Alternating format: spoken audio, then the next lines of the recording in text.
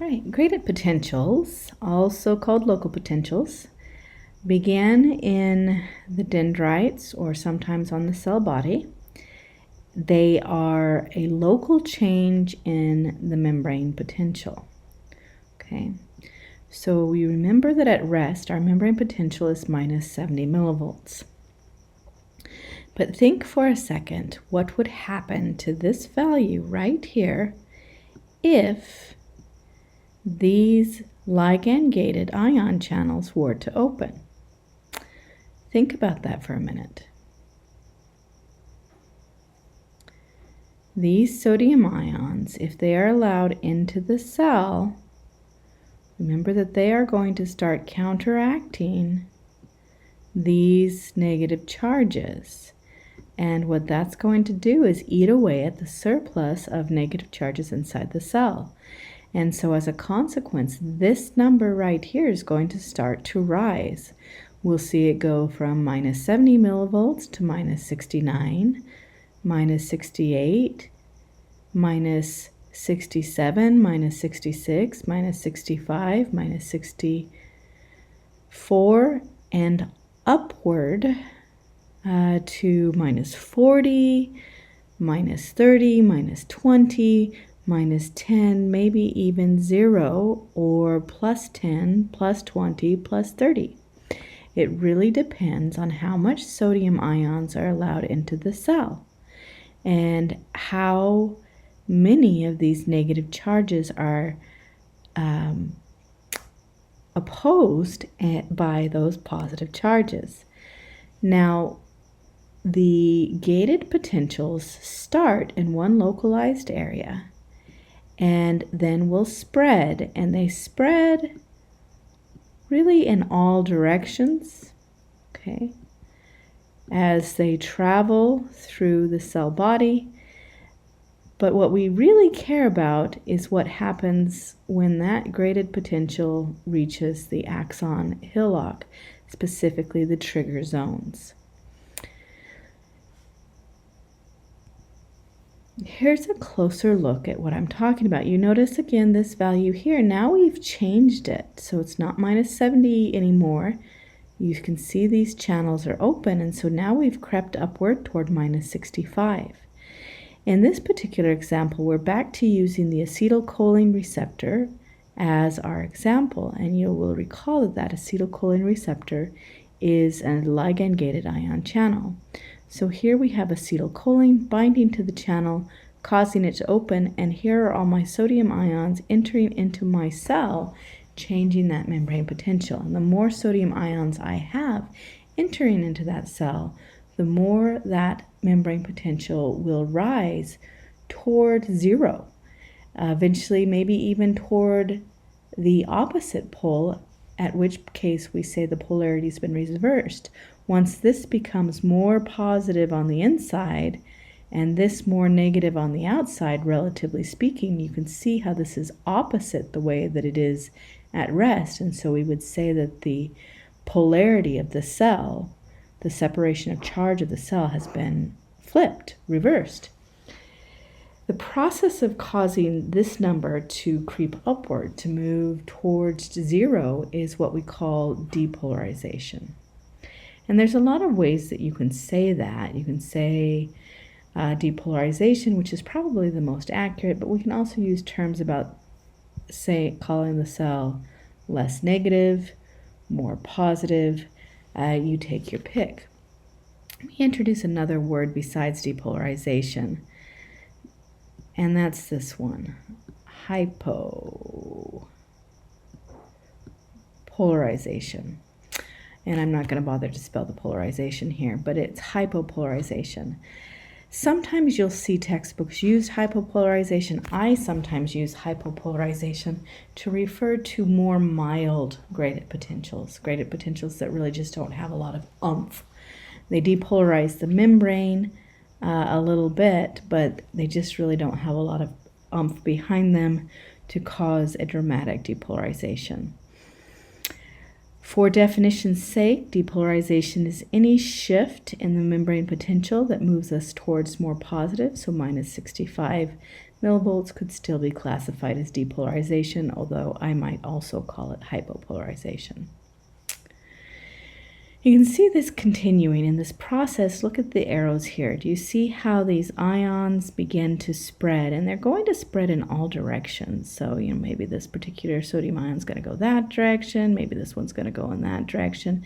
The spreading of these ion channels, not the ion channels, of the ions is due to random kinetic motion, right? So this is kinetic energy. This is Brownian motion at its finest, and they're moving in all directions, but the net movement would be away from the local source of current. And as it moves away, let's take a look at these ones here. As it moves away, and as they begin to spread out, the signal decreases. So let's look at these numbers here. If we're right here, here's my ion channels that are opening.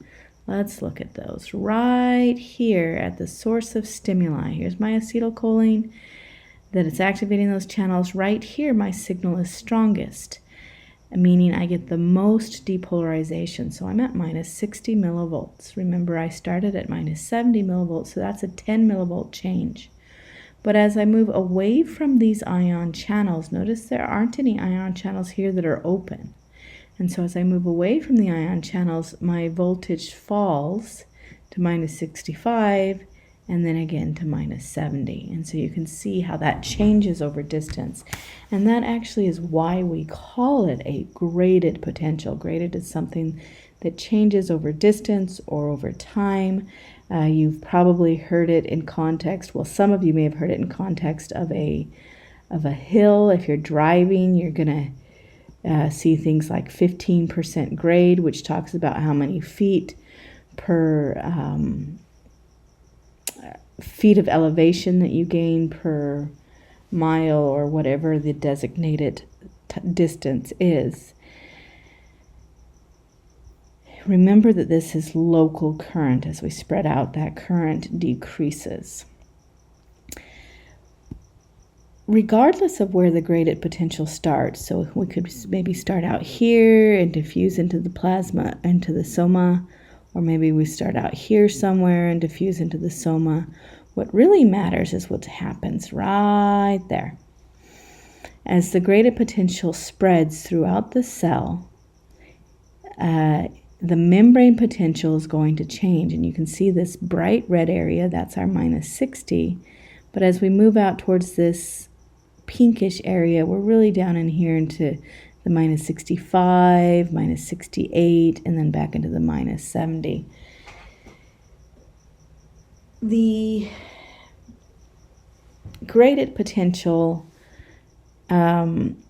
must trigger the opening of those voltage-gated sodium channels for the graded potential to represent or to actually be a stimuli or a source of information for the neuron.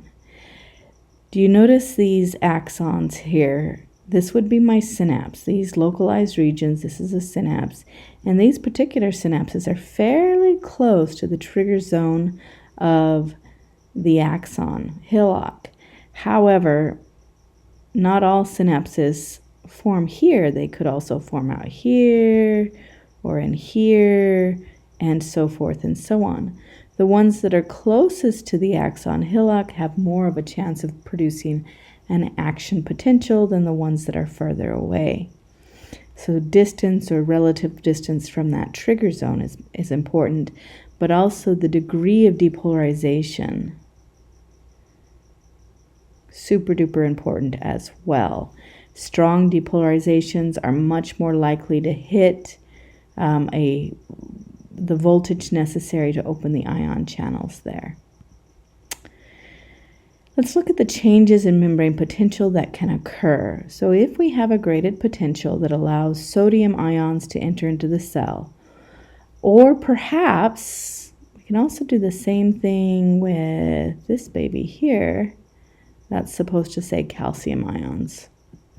So sodium or calcium ions entering the cell will cause that membrane potential to change, to depolarize. Once the stimulus is removed, the membrane potential will go through what we call the repolarization phase, where you notice we're going to return to that minus 70 resting membrane potential. So we get a series of depolarizations away from the membrane potential toward 0, and repolarization back to the membrane potential. Then we also have this phenomenon known as hyperpolarization. Now, hyperpolarization is still a type of graded potential. Remember, the definition of graded potential simply means that the stimuli or the current, the electrical current, fades with distance and time as we move away from the ion channels. But there are ion channels that will allow this molecule into the cell. Notice my charge here, it's minus. If I'm going to add more negative charge to the cell, and my cell membrane or my intracellular fluid is already negative compared to the extracellular fluid, well, it's going to become more negative. And that makes a lot of sense to most students. What most students don't realize, so let's put an N here. We're going into the cell. You can have the exact same effect with this ion right here escaping the cell. That's the one that tends to confuse some of my students, because they're like, what? Potassium is a positive charge. But remember, here's my cell membrane, and I have a whole bunch of negative charges in here, and then I have my occasional potassium charge. Remember that potassium cancels out one of those negatives. And so if I take that away, if this positive charge leaves, well, now I have a negative charge that's not canceled out. And so that will cause hyperpolarization as well. Now, hyperpolarization, just like depolarization or hypopolarization, will return to resting membrane potential once the stimulus is removed. Now, here this talks about the chemically gated potassium channels. The chloride channels aren't mentioned, but I do want you to know that chloride is a big player in these hyperpolarization processes. In fact, I'm going to introduce you to a receptor called the GABA. GABA, good old GABA. My GABA receptor. And my GABA receptor is, in fact, a chloride channel. And it is one of the big channels involved in hyperpolarizing my cell membranes. So we'll see the GABA receptor later.